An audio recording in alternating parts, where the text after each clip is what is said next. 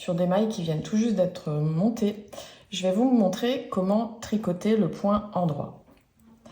Alors, pour le point endroit, il faut que la laine qui est du côté de la pelote, pas le petit bout dont on va plus servir, il faut que la laine côté pelote soit à l'arrière de l'aiguille. Pas à l'avant, mais bien à l'arrière. Hop. Alors moi, je tricote en tenant ma laine à gauche. Ma grand-mère m'avait appris en tenant la laine à droite, c'est-à-dire comme ça. J'y arrive même plus, tellement je ne l'ai pas beaucoup fait. Hop, on faisait un tour comme ça, et voilà, on avait une maille endroit. Alors actuellement, et depuis très longtemps, c'est pas du tout comme ça que je tricote.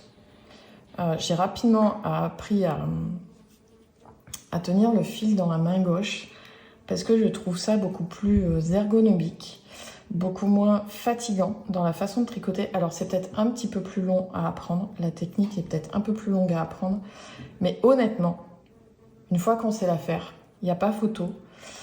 Combiner cette technique-là avec des aiguilles circulaires qui sont beaucoup plus courtes, avec le câble, grâce à ça, le tricot, une fois que vous avez commencé à bien avancer dans votre projet, il est beaucoup moins lourd. Ce que vous portez sur les aiguilles est beaucoup moins lourd parce que le reste, ça va tomber sur le câble. Et ça, croyez-moi, ça va vous éviter les problèmes ostéo-articulaires comme les tendinites. Il y a eu un moment donné, j'ai tricoté tellement que je commençais à avoir une tendinite au niveau du pouce. Ça va vous éviter les problèmes de poignet. Ça va vous éviter les problèmes, alors de coude pas tellement, mais par contre d'épaule, oui, il y a beaucoup de tricoteuses qui finissent aussi par avoir des tensions dans les épaules, des tendinites d'épaule. Bah ouais, on peut faire des tendinites quand on tricote trop. Enfin trop, on tricote jamais trop, mais quand on tricote pas de la bonne manière plutôt, ou en tout cas de façon pas optimisée, pas ergonomique. Et croyez-moi, je suis kiné à la base, je sais de quoi je parle. Donc, moi, j'ai appris avec le fil à gauche. Comment on fait pour tricoter avec le fil à gauche? On l'entoure autour du petit doigt. Moi, je fais un tour. Il y en a qui font plusieurs tours. Moi, je fais un tour. Je trouve que plusieurs tours, après, le fil glisse pas assez bien. On a tendance à tricoter trop serré. Donc, un tour autour du petit doigt. Ensuite, je passe mon index en dessous et j'attrape mon aiguille. Et c'est là qu'on va enfin attaquer ce point endroit. Donc, le point endroit, laine à l'arrière, on va piquer la maille par l'intérieur. Donc par l'extérieur, ça donnerait ça. Par l'intérieur, on va passer entre les deux jambes de la maille. On appelle ça les jambes là, de chaque côté. On passe entre ces deux jambes. On vient crocheter le fil qui est sur l'index. Donc moi, je m'aide avec l'autre index ici pour bien le maintenir. Je le repasse dans la maille et je vais le laisser tomber, on appelle ça, sur l'aiguille droite. Ça, c'est du point endroit. On recommence. Je pique la maille à l'intérieur, de l'avant vers l'arrière. Il y a le fil de démarrage qui s'est glissé là. Hop, on l'enlève. Je viens crocheter le fil à l'arrière. Je passe dans la boucle et je laisse tomber sur l'aiguille droite. C'est reparti.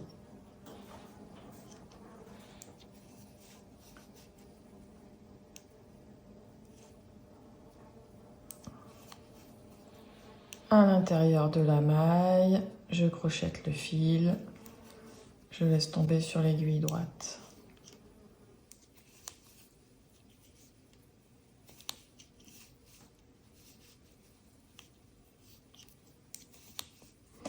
Et vous voyez que, en attendant, la laine coulisse tranquillement sur mon petit doigt et sur mon index. Donc, le problème qu'on a souvent au départ, c'est qu'on va tricoter trop serré.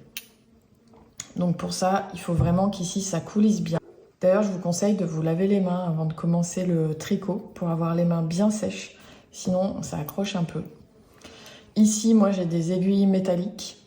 Pareil, quand on commence, c'est pas forcément les aiguilles métalliques que je vais recommander. Je vais plutôt recommander celles en bois. Parce que les métalliques, ici, avec cette laine-là, ça va encore.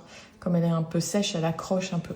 Par contre, avec des laines, il y a des laines qui peuvent vite glisser hors des aiguilles.